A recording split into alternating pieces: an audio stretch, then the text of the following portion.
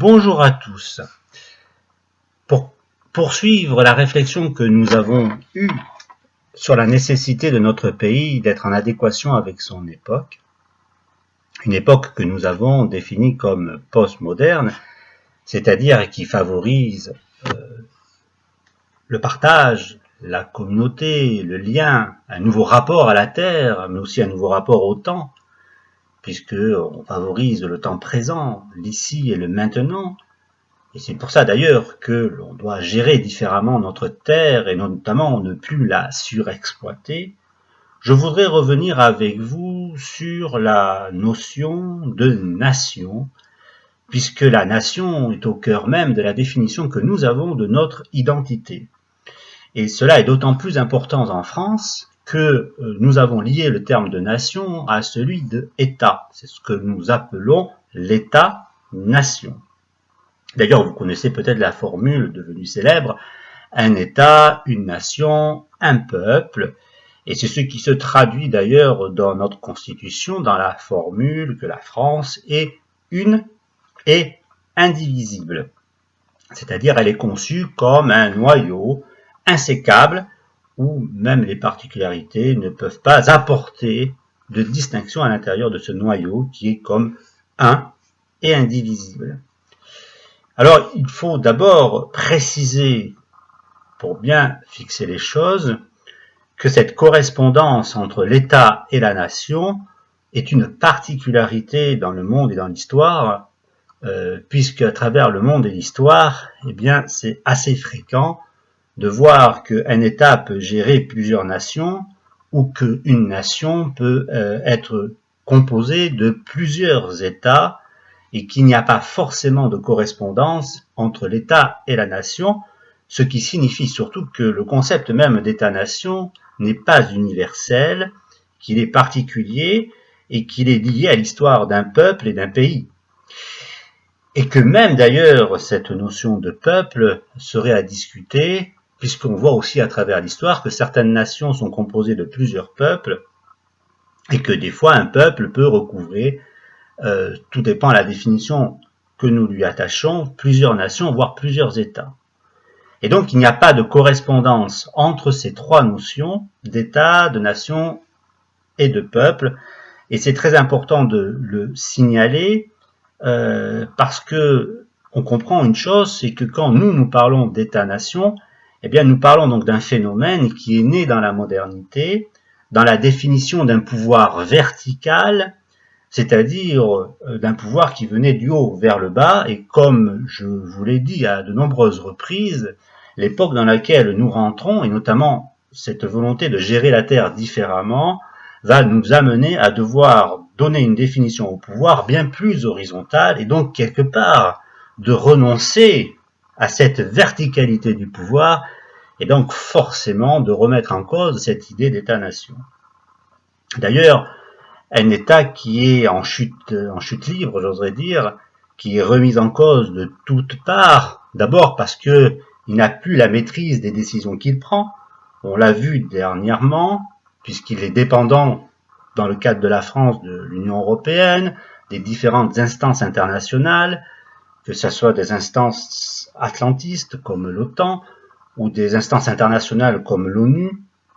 et on s'aperçoit donc que l'État n'est plus totalement maître et possesseur des décisions qu'il prend, mais c'est vrai aussi au niveau,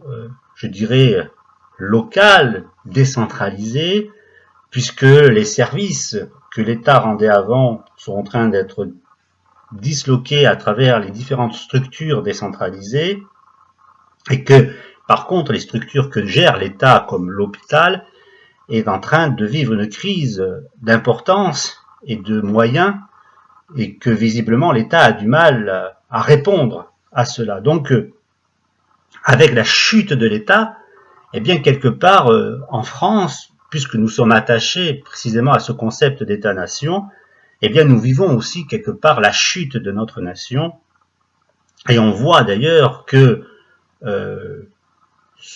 il y a une fracture qui se passe entre ceux qui seraient les pro-européens et ceux qui seraient les pro-nations, et que finalement la seule réponse à laquelle nous donnons c'est de rétablir l'autorité de l'État. Et c'est très intéressant de se demander finalement qu'est-ce que nous y mettons derrière. Mais nous voyons que finalement, quels que soient les concepts, les décisions que nous prenons, eh bien rien n'y fait. Nous sommes en train, inexorablement, comme sur une pente glissante, en train de perdre finalement et notre État et notre nation, et même des fois cette idée même de peuple. Et donc la question qui se pose, mais je pense que c'est à peu près la même question qui a pu se poser à une autre époque des chercheurs comme Ernest Renan, quand ils se sont demandé finalement qu'est-ce qui faisait France, c'est qu'est-ce qui pourra sauver notre nation et notre peuple, qu'est-ce qui pourra à nouveau faire unité. Et je crois que dans la mesure où nous quittons précisément une époque de la modernité et de ce pouvoir vertical, il est devenu urgent que la notion de nation soit indépendante de la notion d'État. Il faut que la notion de nation, il faut que la nation quelque part lâche l'État si elle veut pouvoir vivre. Et je pense que c'est précisément ce qu'on avait quand, pendant la résistance française, on nous parlait de la France libre. La France libre, c'était une France qui était au-delà même de son État, au-delà même de toute structure institutionnelle. Il y avait une idée de la France qui dépassait finalement les structures institutionnelles. Et ce serait important, je crois, que on se pose la question réelle de qu'est-ce qui fonde finalement cette France libre, cette France éternelle, qui fait corps en chacun de nous et qui nous fait nous définir en tant que Français. Et c'est vrai que tant qu'on voudra s'attacher à un État, il y a des institutions, dans la mesure où celles-ci sont en déliquescence, sont en train de tomber en ruine, sont surendettées, n'arrivent pas à faire face aux événements qui se passent parce qu'ils s'arc-boutent sur des concepts qui sont dépassés et qui ne veulent pas embrasser le nouveau monde qui se présente à nous, eh bien on va couler avec. Je pense que ce qui fait précisément la France, c'est d'abord sa pluralité. La pluralité de ses territoires, la pluralité de ses populations, la pluralité de tout ce qui conçoit, qui construit la richesse de ce pays. Ça, c'est une notion qui est fondamentale. Et donc, ce qui fait France, c'est précisément le lien entre toutes ces différences. Finalement, j'aimerais, pour faire comme une sorte de boutade, la France n'est pas une et indivisible. La France, elle est plurielle et indivisible. Il n'y a pas très longtemps, dans un débat sur Internet, il y a un monsieur qui parlait précisément du peuple français. Et il avait eu une remarque d'un internaute qui lui avait posé la question « Mais pourquoi vous ne parlez pas des peuples de France, au pluriel, et d'outre-mer »